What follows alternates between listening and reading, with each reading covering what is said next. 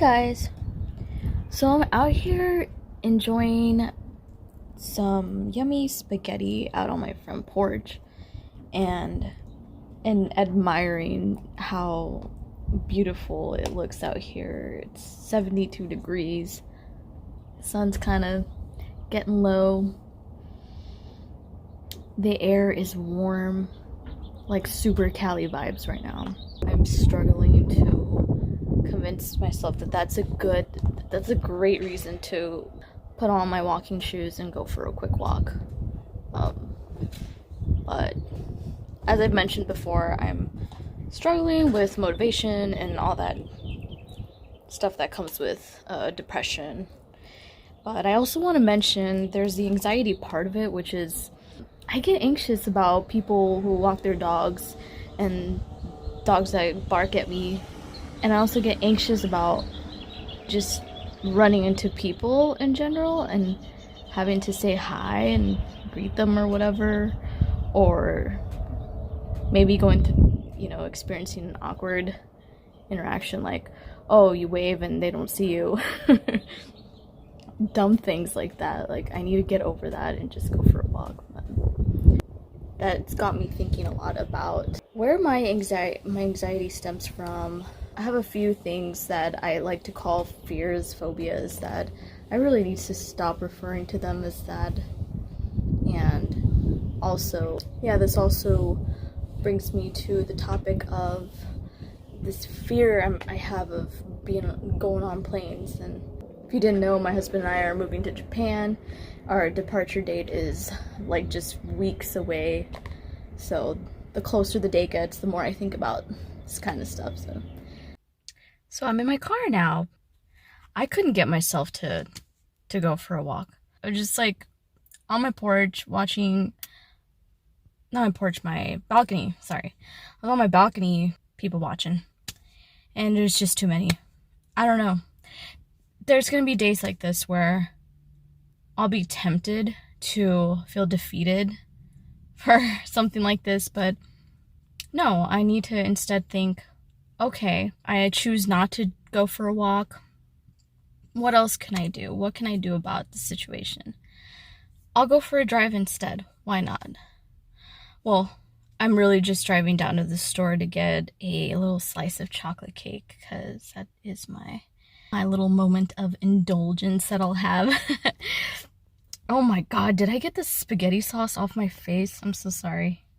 I also want to apologize for the outfit repeat. Not that anyone cares. I've packed like 95% of my clothes already, so yeah, you're probably gonna see this shirt a lot.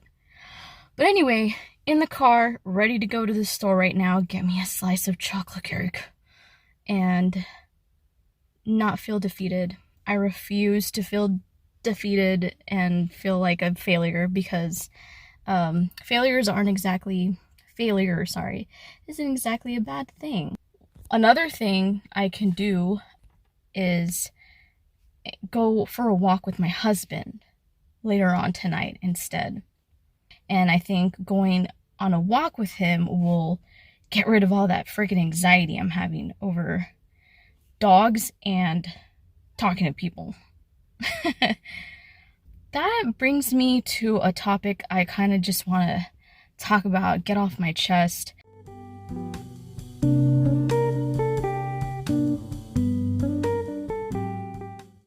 Oh my god, so there's this couple that have like a little girl. She must be like barely like 2 years old. And I've seen them a couple of times. They walk around. She is so freaking cute. I'm sorry, I just have to talk about this because it brings me joy to my heart. Like, she's got her shades on, her little ponytail sticking out up here. Her parents look young, like around me and my husband's age. I'm just like picturing myself with my husband and my daughter already.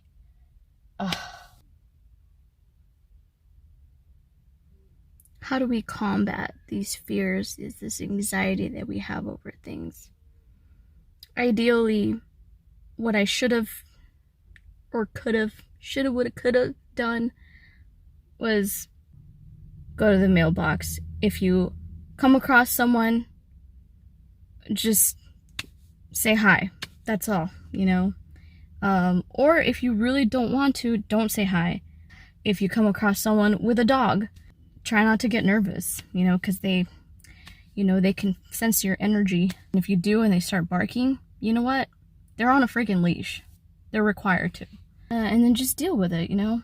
So that would be the ideal way of dealing with that anxiety. But realistically, I just can't get myself to do that right now for some reason. Like, I guess it's a little bit of stubbornness, but when I really don't feel like doing something, I sort of commit to that, and I just can't. I refuse to turn the situation around, and I refuse to convince myself that I should do it. That's with exercise. I can make a list. Why I do this, I don't know. I'm doing it now. I'm gonna shut up, get to the store, get me that sweet treat that I've been daydreaming about all day. I came across this term called exposure therapy, and that was when I was filming. I sound like an actress. That was when I was making the video on my astrophobia, and I did see that ways to treat that. One of the ways was exposure therapy. So just expose yourself. And sure enough, that actually worked. And so I've been in a couple situations where I didn't have a choice but to be exposed to certain things that I get nervous about. But I do want to take this approach with other things that is up to me. So it's up to me whether I want to say, what's the next thing on my list? This fear of roller coaster rides that I have. I just don't do them. But I do know that I'm missing out on a lot of fun for not going on roller coaster rides. And what's the only way that I can get over this stupid fear of roller coaster rides? Get on them. Start slow. We'll start with the Dumbo ride, because as scary as that looks, and it's not a roller coaster, it's more like it's Dumbo flying around in circles at a very low speed. But to me, that looks like it goes really fast. Oh my god, the rocket ships in Tomorrowland. I think it's called Tomorrowland. I don't know. Those things go twice as fast as the Dumbo ones. Face it up front. Anyway, so I googled exposure therapy according to the American Psychological Association. It's a psychological treatment that was developed to help people confront their fears. In this form of therapy, psychologists, keyword here, create a safe environment in which to expose individuals to the things they fear and avoid. So the only difference here is I'm not a psychologist. I'm kind of just doing this thing on my own. I feel like if I had like actual serious phobias that kept me from living a normal day-to-day life, that's when a psychologist needs to come in, right? But I mean, roller coaster rides, come on. That's one way of doing it. I scrolled down a little bit more and I found one for exposure therapy treatment for post-traumatic stress disorder, aka PTSD. I don't have PTSD, however, I had a freak accident back in 2014, I think. Whatever year it was that I was working at K1 Speed. It's a indoor go-karting center. This freak accident I had actually resulted in me losing a patch of hair. Like a solid patch, like that big. If you want to hear the full story, I can do like a video on like all the little details of how it happened, but to make a long story short, the accident happened at the food bar in the warehouse my hair got caught in a fan. Yes, it was a little small but very powerful fan that was on the side of this ice cream box where we kept our ice cream bars. I happened to be bending down near this fan, and my hair was very long at the time. My hair was down to my butt, so I could actually sit on my hair. And I was bending down, stalking the candy, and it got sucked up into the fan. So by the time my coworkers found me, my little patch of hair had already been ripped off my scalp completely and just hanging out in the vent. And I was crying because it was, I know it's just a little patch of hair, but like it was how I lost my patch of hair that was traumatizing.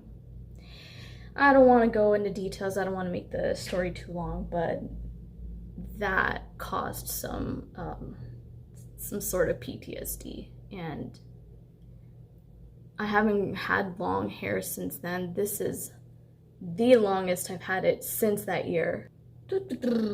Exposure therapy is well-established treatment of PTSD that requires the patient to focus on and describe the details of the traumatic experience. Exposure methods include confrontation with frightening yet realistically safe stimuli that continues until anxiety is reduced. That sounds like nah. I shouldn't have to go to a psychiatrist or whatever about this. I feel like, you know what, grow out your hair again, stop being so scared, and just make sure, just don't get near fans. You know, that feeling in your stomach where you should have your hair up, then just do it. I don't know. This is all like interesting things that I look at when I'm bored, I guess. No, but in all seriousness, like, I have experienced much more traumatic, or been in much more traumatic situations than this, that actually I need to see a psychiatrist for. The timing is not right, you know? And that's a very private thing that I choose not to talk about in this channel. I don't want to keep boring people with my fears and stuff. It's just me rambling, getting things off my chest. What I do want to do is do updates. Like, here's an update, like an update video on how I'm, like, where I'm at with my astrophobia. After flying to Japan, I'm gonna do a video on the whole experience, and so on and so forth. Thank you so much for being here, supporting the struggle. Or if you know someone who suffers from anxiety and or depression, you know, let them know, hey, there's not just people like me who talk about their experience with these mental disorders. There's actual, like, you know, certified therapists and psychologists, psychiatrists who have their own channels and talk about techniques and all that. So point them in the right direction if you're able to. All right, that's it for tonight. Keep a smile no matter what happens in life, and try and stay positive.